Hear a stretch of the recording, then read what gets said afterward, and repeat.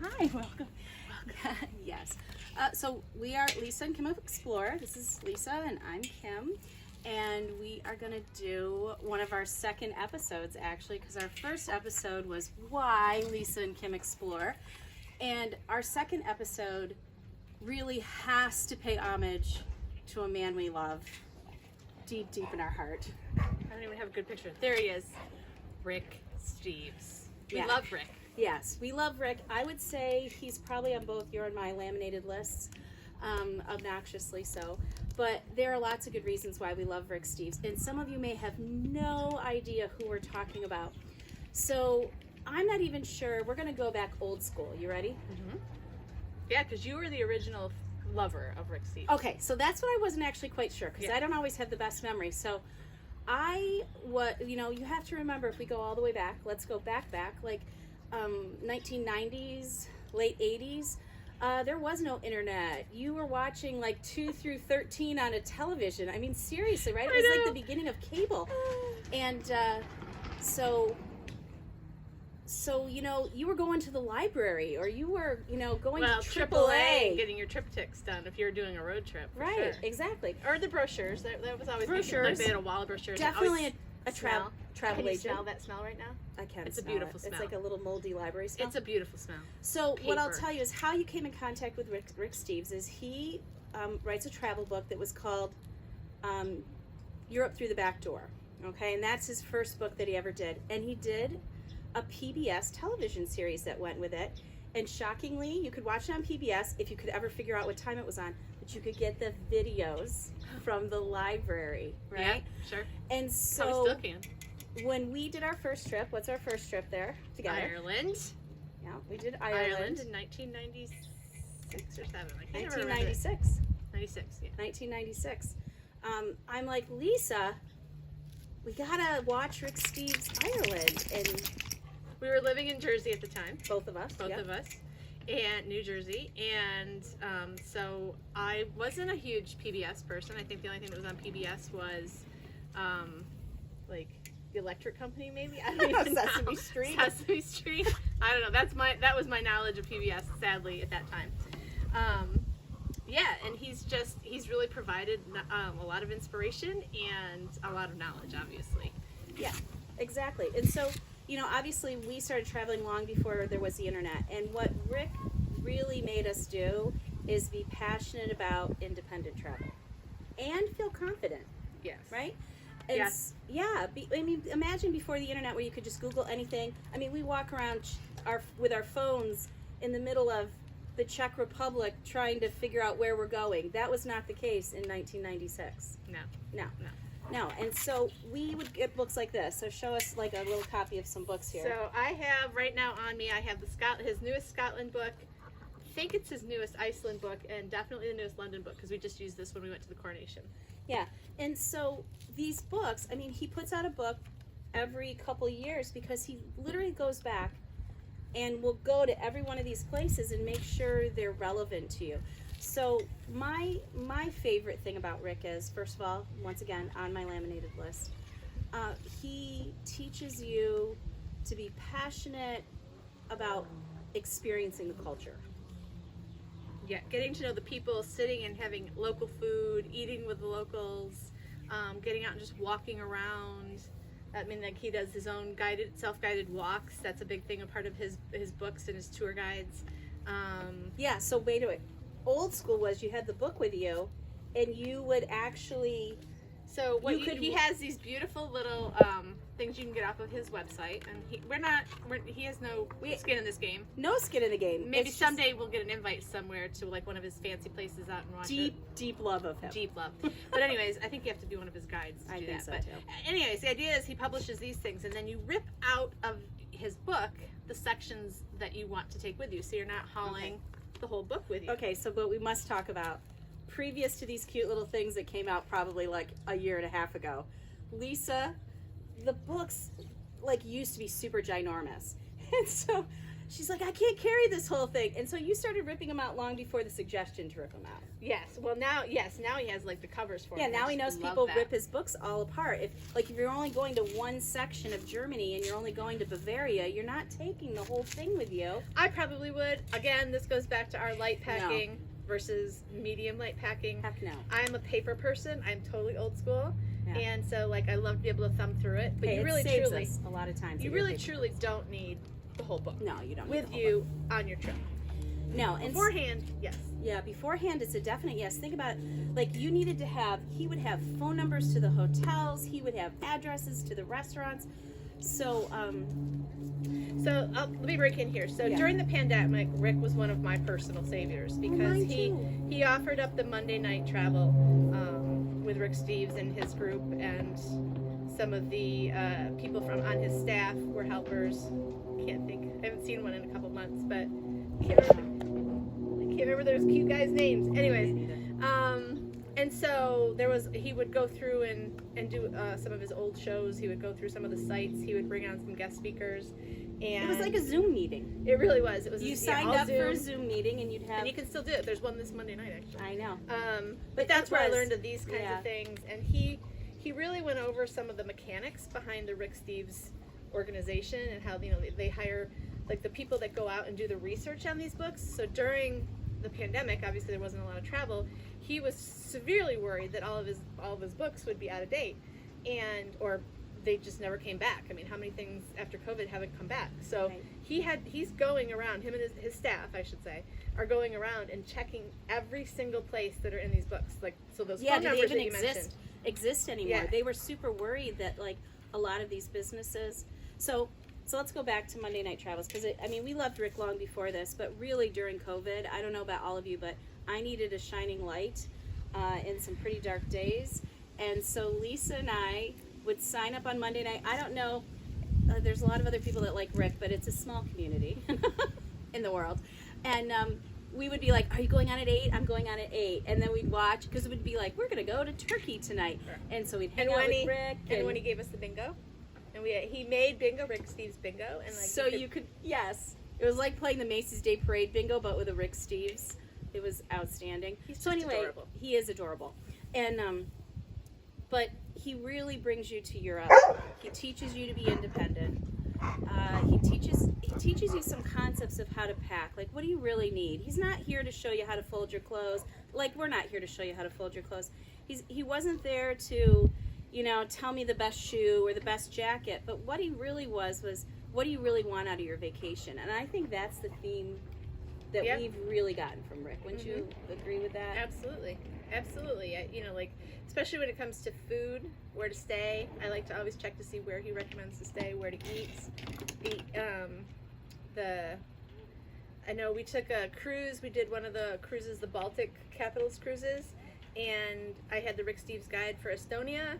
And we went to the most amazing little restaurant that he recommended, and it was like kind of underground. It was hot. It was the middle of summer there, and it was just really refreshing. And it was local food. It was so good, so good. And Absolutely. that was my first I will always use Rick because of that one restaurant. That was I can't even remember what year that was. 2010. Yeah, it was a while ago. Yeah. That was definitely a while ago. But he really goes around Europe with very little. He travels very, very lightly, very small. He has a day pack. There's only one time he disappointed us. Yeah, my day pack, because I'm not the light packer, the day pack, I had to have my mother-in-law, so Well, she bought it from Rick off his site. Yeah, off his website, his day pack. And it's really quite nicely sized, and it's a light material, but the backpack straps, I had to have a resew, Yeah. because I don't sew. Yeah, so There's he a lot of always things I don't encourages do, you but- to pack light, but he also is like, when you're hopping out, take a day pack, good comfortable shoe. That's always why. Comfortable shoe. When we see people with ridiculous shoes on vacation, we can't manage it. No. We're like, you are going to walk so much. And that's the other thing Rick really encourages you is walk. So we have to interrupt each other because there's a large potential at our age that we're going to forget what we say. So on that note, we don't recommend sandals in cities. No. It's not really hygienic. Your toes should not be out in any large So city. neither one of our shoes, no. not good. Never come with us. No, No. not for big city walking. No. And that includes New York. New York City. Yeah, Especially like any, New York City. especially New York City. Ugh. Yeah, no, closed-toed shoes for sure, comfortable. And the other thing too that I really got from Rick, and I don't know if this is you, but for me it was like, travel is not about me. It's about learning. So it doesn't matter, like, if I have the same pair of khaki pants and I wear them 3 days, nobody's looking at me. Nobody's looking at us. No. Oh, we can't say that enough. We'll say that. Well, maybe that's something we should try to say. We should In maybe make a T-shirt. Every. Oh yeah. Nobody's looking at me. Nobody's looking at me. Yeah, and if you really go with that concept, it's a little Rick Steves. I'm not sure that he would say that, but it's really it's an underlying theme that you're not really there to be you. You're there to experience them, and whatever they're going to bring, and open to whatever that culture is going to bring to you. And and he's also about look around every corner, which I love too. So I don't. This might not be a trip that you were with us. So we were in Germany. And Rick said there was this one shop you need to go to. And it's a touristy shop. Oh, I was in Rothenburg. Yep. And then Rothenburg. Yep. So we're in Rothenburg, and I always figure out where. It's actually why I stayed in the hotel I did. It was the one Rick Steves suggested. And it was delightful. Delightful down this little cobblestone street. And it had a little cafe inside of it. And it had bunk beds for the kids built in the walls with big feather. Oh, it was outstanding. But anyway, he had said I had to go to this one tourist shop, and I was like, how am I gotta find this. So, because Rick said to go. So it was just so cute and so tiny, and this little old man ran the shop, and he's like, why are you here? I'm like, well, for the Rick Steves book. And he's like, oh, it's so nice, because they all are very appreciative that Rick points them out and brings people to them. And yeah, it was a great little shopping story. Our most recent trip together into Istanbul. Well, our most recent trip was London. Well, yeah, that's true. But I mean, you know what I'm thinking? All four of us. You're thinking, yes, our husbands. Yeah, this last trip was you and I. You know, the husbands do come along. Yeah, they do. So anyways, the four of us, we went to Istanbul last October before we did our Athens cruise. And we actually went a little step further with Rick's recommendations. Oh, we did. This was spectacular. Tell the story. Well, we hired one of the guides, one of his, like, approved guides. And you're going to have to help me. Well, once again, everyone says to us, how did you know how to do that? That should be another T-shirt. How did you know how to do that? And I think this particular idea very COVID-y. Yeah, this comes from one of the Monday Night Travels. Like, he's like, definitely. you hire a local guide.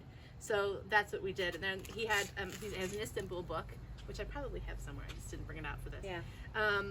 And there was a couple of suggested guides, and we went with the one company, and we had the most phenomenal guide. His name was Alp, and he taught yoga, but a special kind of yoga. No, acrobatic yoga, and something else. What was He his was other thing? so gentle. I don't know, he was a good soul. Oh my god! And the knowledge that a local guide has of the area is priceless. It really is.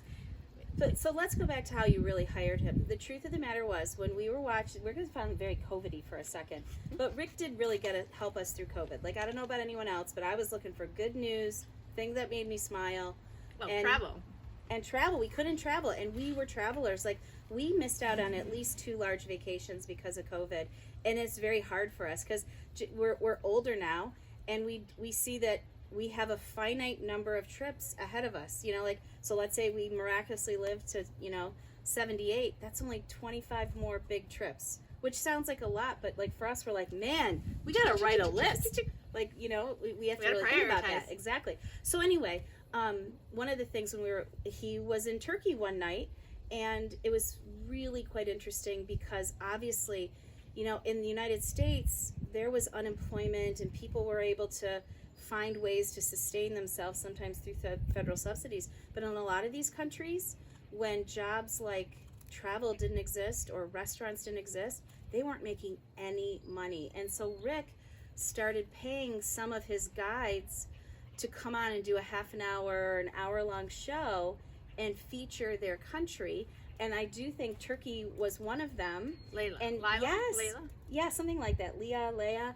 And she came on. Probably should research before we I know. No, it's much better that we sound ridiculous. Oh, okay. But she came on, and we're like, well, that's the only one we're going to use because it's not just that it's Rick Steves. We're like, she's competent. She has an agency. She already has established guides. Yeah, for me, it is a trust factor with Rick. Because if Rick has vetted them, why not trust them? Like, I don't need to reinvent every single wheel. I don't have that much luck or No. knowledge.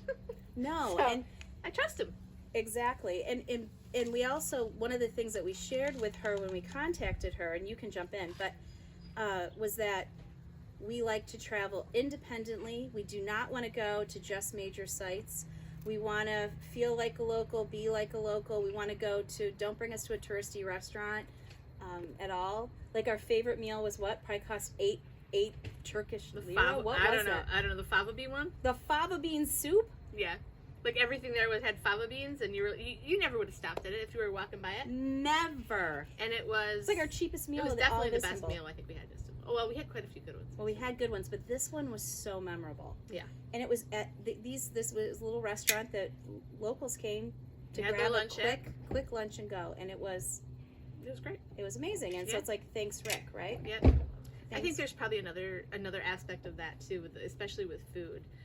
You know, a lot of times you get like, I get a little anxious, like, ooh, do we have a restaurant? Ooh, do we know where we're going? Ooh, do we know what's going to be good? And then really and truly what it boils down to is like, it's not home, you're not cooking, so No. everything it's good.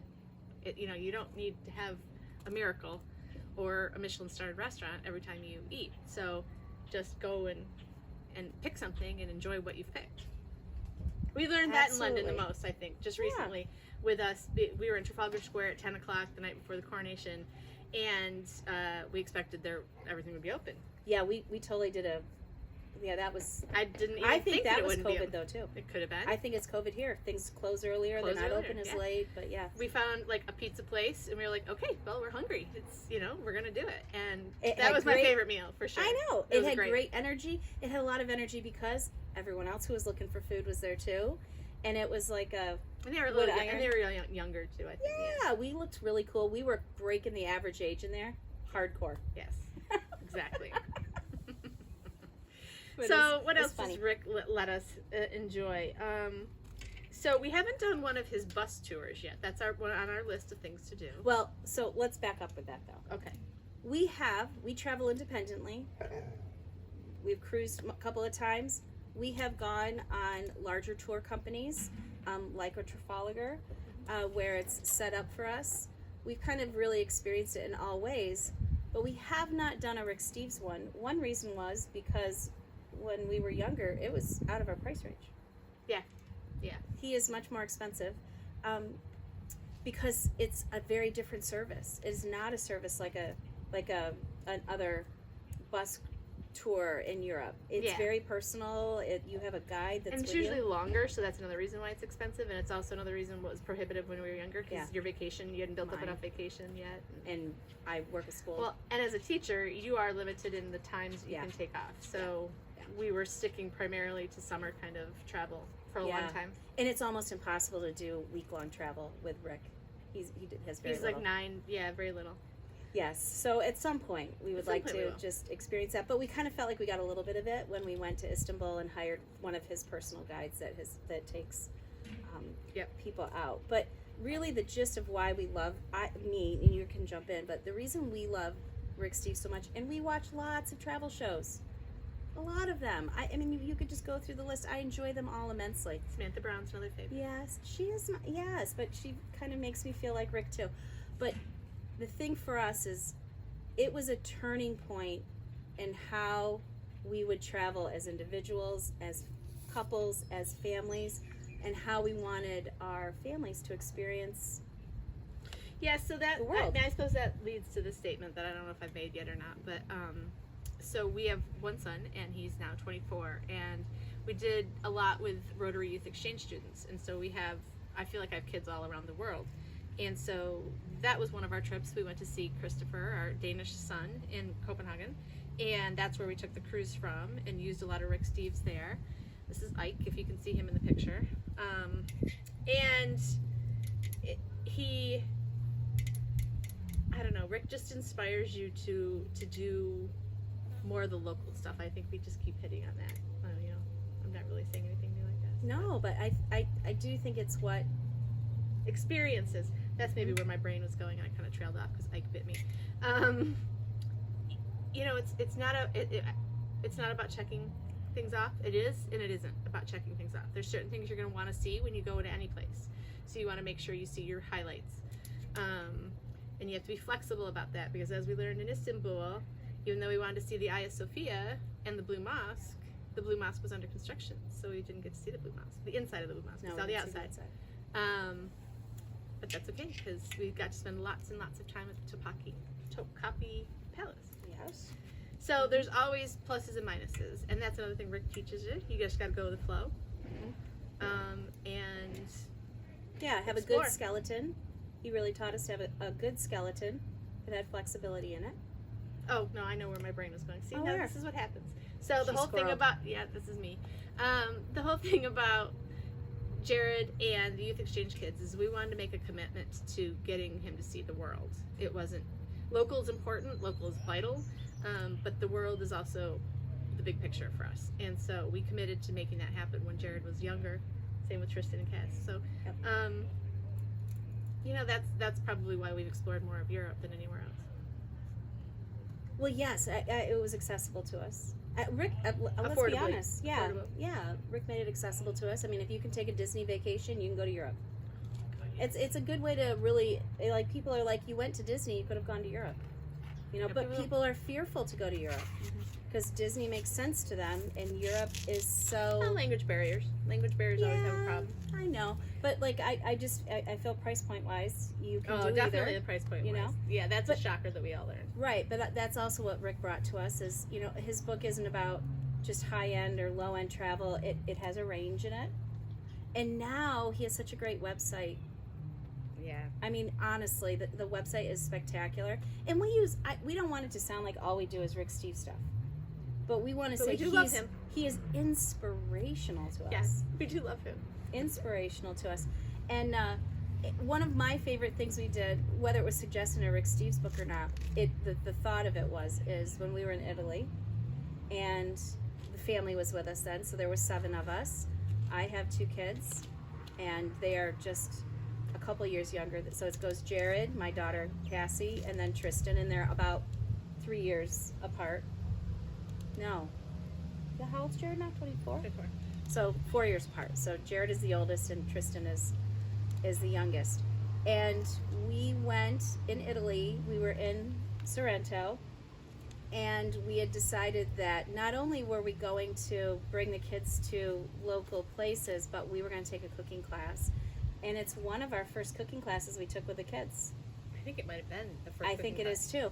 And being Rick in mind, the cooking class we took was in the family's home. yeah, it was home, except for like so we showed up and all the family kind of lived in homes and apartments, and the center was like a garden gathering area, and the cooking class was outside of it. And Well, they had an area. What was it? Kind of like his grotto, his wine grotto, too, yeah, where a he little would bottle his own wine. and we sat and like handmade pastas and zucchini flowers. Zucchini flowers. Yeah, so it had that very Rick feel to it. It was get to know a family, get to know what's important to them, learn what they are great at, and we sat and drank wine in his in his Little- grotto, and yeah. just got to eat them. That's Gibbs. He barks. He's a big little Australian Shepherd. Yeah, We'll do an episode on how you travel when you have pets too. So definitely. But really, so you know, Rick's passion is not just to travel, but his passion is to have it open you up to a bigger world around you. And I think that's, that is the inspirational part of it. Like, like the whole purpose of traveling for me, I think, is connecting. Yes. Connecting is a big part of feeling like you're part of a global family. And so, that's what we do when you travel. You're not just going to McDonald's, although foreign McDonald's are fabulous. We love a foreign McDonald's. We almost don't always eat, but we take pictures and go in because we If we're love it. allowed. I know, we were banned in Istanbul. Really? By security. Couldn't take a picture of the menu. I know. It's very strange. No, but back to like what Rick wants you to do. He wants you to get to know the people, because you know what you find is that there's less that divides us and more that makes us exactly the same. Yeah.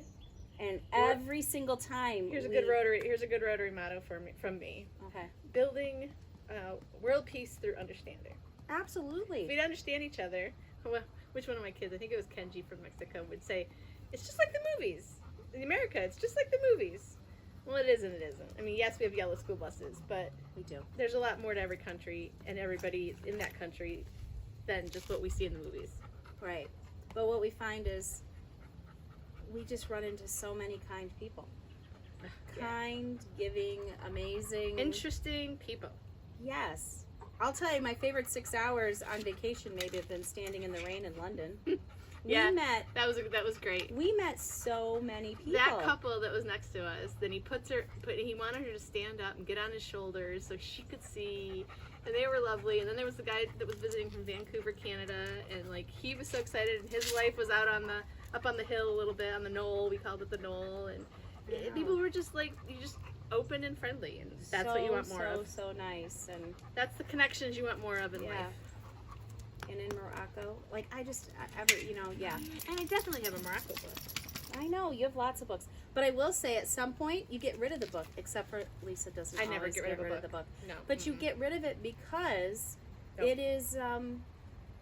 He updates them all the time. Well, okay, in that case, yes, you can get rid of them, or you can donate them to your library for Yeah, you can donate them your like the library book sales or something. Right, but you do need to be current because Rick's team is essential at being thorough. I mean, they're outstanding. And so, yes, you will hear us. I guess we had to start with this being one of our first episodes because we talk about Rick like he's our friend.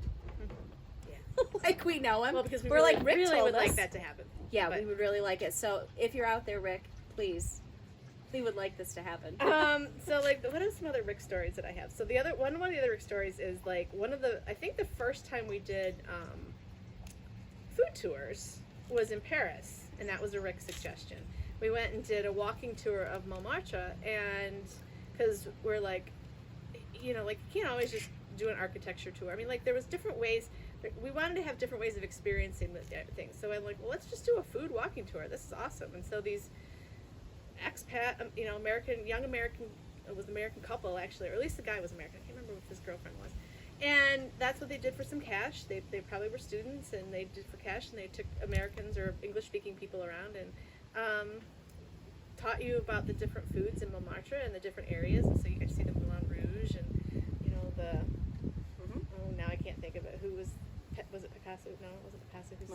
Monet who sat and I don't know. See, these are things that probably should stick better in my brain, but this is what happens when you're 53. And then we really got into food tours.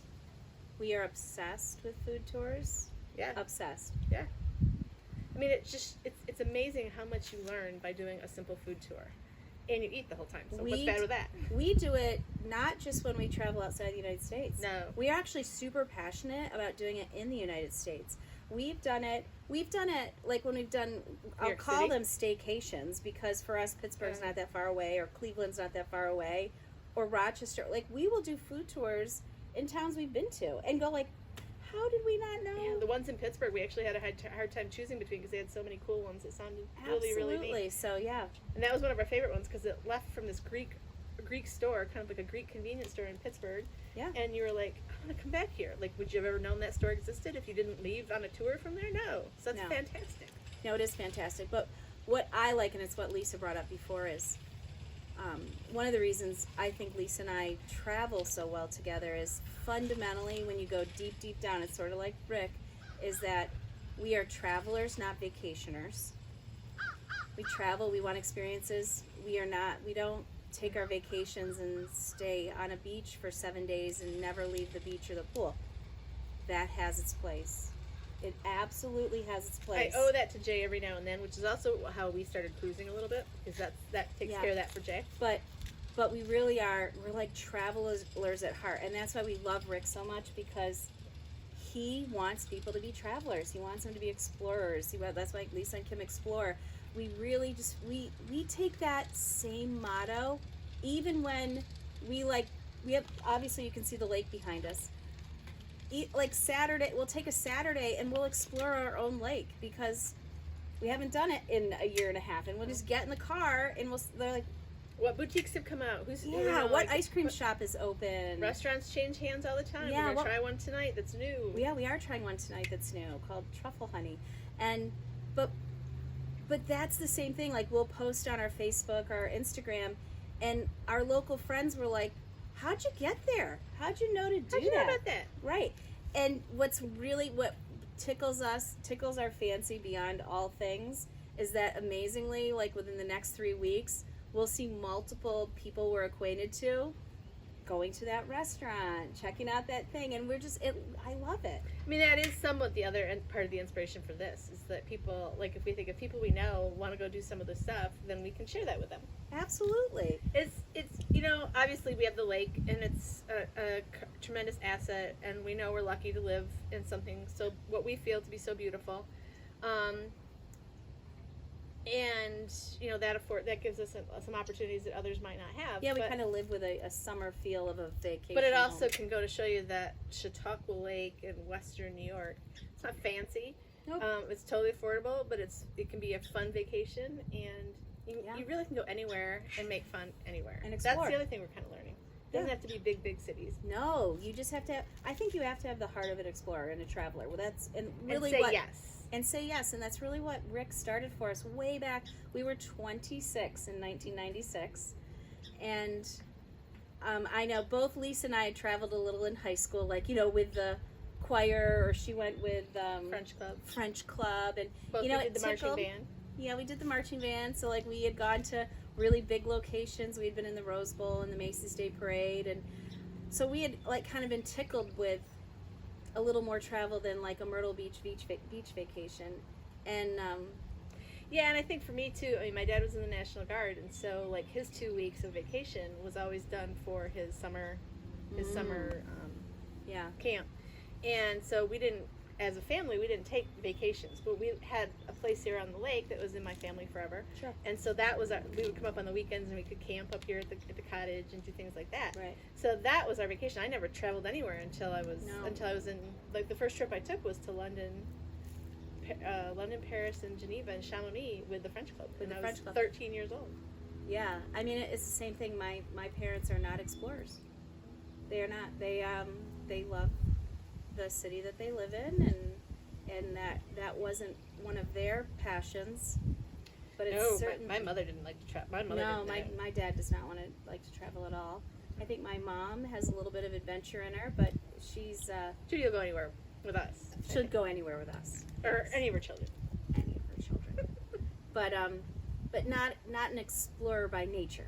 No, at all. And actually, that's how my dad started. My mom started cruising when my youngest, like in the 90s, and so that's when I learned about cruising too. So yeah, I know. So we can't start our adventure with Let Lisa and Kim Explore without a proper homage to Rick Steves, because Rick has he brought so much to us, and that's why someday Rick is going to be on our podcast, Red, White, and Sweaty. I feel it. I'm going to send it in the universe. Yes. Wouldn't that be spectacular? Let us manifest that. We could zoom in with Rick. I'd even take who's this guy right now that's over in, he was in Poland. Is it Colin? It's Colin. He had one of his people, because I follow him on Instagram. I'm like, oh, Colin, he could be on too. Sure. Colin would probably be on. We're not discriminating when it comes to the Rick Steves universe. No, but I think we have to put it in the universe that they're going to be on the podcast. I think there was a Lisa too that I really enjoyed on the Monday Night Travels, and she did maybe France, I think. I don't know. I enjoyed her. But yes, and so you want to finish up with some of the fun stuff? No, just check out his website. I mean, we're not here to plug anything. Nope, we don't get a cent. Actually, we don't even know how to do that yet. So we don't even know how to monetize anything. You know why? Because we're 53 and old, and I don't even have a way. I'm gonna have to stand up to turn this off. Okay. But Rick's passion come join gave us. Passion. Join us for the next episode. I know. So yeah. So it's Lisa and Kim, and our podcast is gonna be called Red, White, and Sweaty, because that is what we are when we travel. That's what I am right now. I'm sweating sitting here, dripping down my back. Hair sweat. I know.